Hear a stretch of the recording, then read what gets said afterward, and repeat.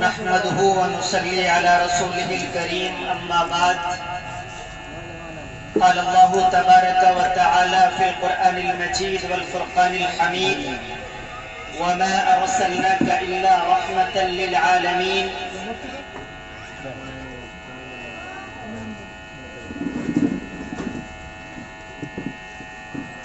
آئے دنیا میں بہت پاک و مکرم بن کر،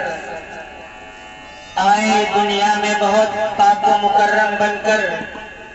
آیا نہ کوئی رحمت عالم بن کر۔ کی محمد سے وفا تو نے تو ہم تیرے ہیں، کی محمد سے وفا تو نے تو ہم تیرے ہیں، یہ جہاں چیز ہے کیا لوح و قلم تیرے ہیں۔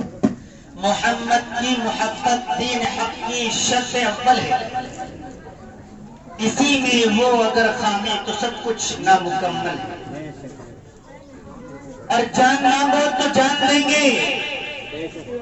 جان مانگو تو جان دیں گے، مال مانگو تو مال دیں گے، مگر یہ ہم سے نہ ہو سکے گا کہ نبی کا جاہو جلال دیں گے۔ اسٹیج پر رونق افروز حضرات علماء کرام، بالخصوص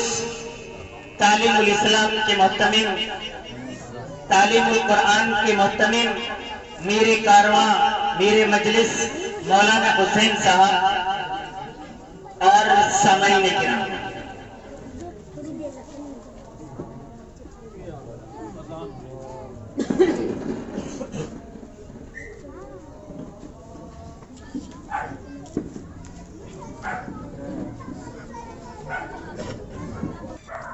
سامعین سے میری مراد پس پردہ بیٹھی میری مائیں اور بہنیں بھی ہیں، پڑوس میں جو مکانات ہیں ان میں تشریف فرما میرے بھائی ہیں۔ میں دل کی گہرائیوں سے قاری محمد رضوان صاحب، مولانا ارشد ندوی صاحب، عبدالوہاب نور صاحب اور ان کی پوری ٹیم کو مبارکباد پیش کرتا ہوں۔ ہم ابھی راستے میں یہی ذکر کر رہے تھے کہ ان لوگوں نے، ہمارے دوستوں نے، ہمارے ساتھیوں نے یہ پروگرام رکھا ہے تو ہماری ذمہ داری بنتی ہے کہ ہم وقت میں سے بھی وقت نکال کر ضرور شرکت کریں، حوصلہ افزائی ہو، ہر گاؤں میں ایسی ٹیم تیار ہو جو محمد عربی کے دیوانوں کی ٹیم ہو، جو نبی کریم صلی اللہ علیہ وسلم کے پروانوں کی ٹیم ہو، جو سیاست کو، جو سماج کو، جو گاؤں کو، جو علاقے کو، جو پارٹی کو، تمام چیزوں کو ایک طرف رکھ کے اگر علم نے علم بلند کرے تو وہ سیرت النبی کا علم بلند کرے، اگر کوئی علم بلند کرے تو ناموس رسالت کا علم بلند کرے، اگر کوئی جھنڈا اٹھائے تو نبی کریم صلی اللہ علیہ وسلم کی شان کا جھنڈا اٹھائے۔ اور میں سمجھتا ہوں پورے رسول پور گاؤں میں آج کی رات اگر کوئی سب سے زیادہ خوش نصیب ہے تو وہ آج کے پروگرام کا شریک ہے، آپ ہیں۔ یہ کوئی سیاسی پروگرام نہیں ہے، یہ تو محبت کا پروگرام ہے، یہ تو جذبے کا پروگرام ہے، جوش کا پروگرام ہے، ولولے کا پروگرام ہے۔ پوری دنیا کے اندر مشرق سے مغرب تک، شمال سے جنوب تک اگر کوئی شخص نبی کی شان میں گستاخی والا کھڑا ہوگا تو رسول پور کا ایک ادنا سا بچہ، رسول پور کا ایک ادنا سا گاؤں والا اس کے خلاف علم بغاوت لیے کھڑا رہے گا انشاءاللہ۔ لیکن یہ یاد رکھو کہ کہیں نہ کہیں ہماری کمیاں رہ گئی ہیں، ہم دنیا تک رسول اکرم کا پیغام نہ پہنچا سکے، کہیں نہ کہیں ہم کمزور ہیں اپنی بات میں کہ ہم نبی کی رسالت کو نہ پہنچا سکے، ہم نبی کے رحمت عالم ہونے کو غیر مسلم بھائیوں تک نہ پہنچا سکے۔ تو آج رسول پور کے اسٹیج سے انجمن حمایت اسلام، تحفظ انسانیت ٹرسٹ اور یہ ٹیم جو آج کے پروگرام کی کنوینر ہے، وعدہ کرتی ہے انشاءاللہ آج سے گاؤں گاؤں جا کر گھر گھر جا کر مسلمان کو غیر مسلم کو بتائیں گے کہ ہمارے نبی کا کیا پیغام تھا۔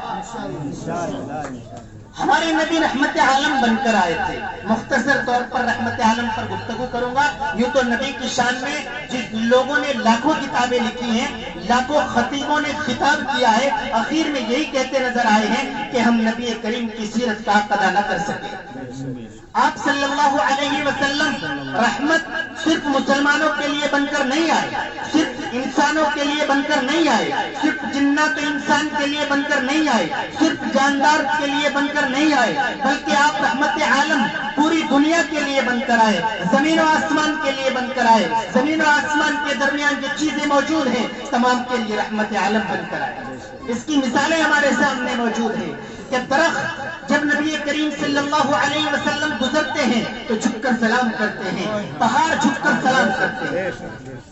نبی کریم صلی اللہ علیہ وسلم جانوروں کے لیے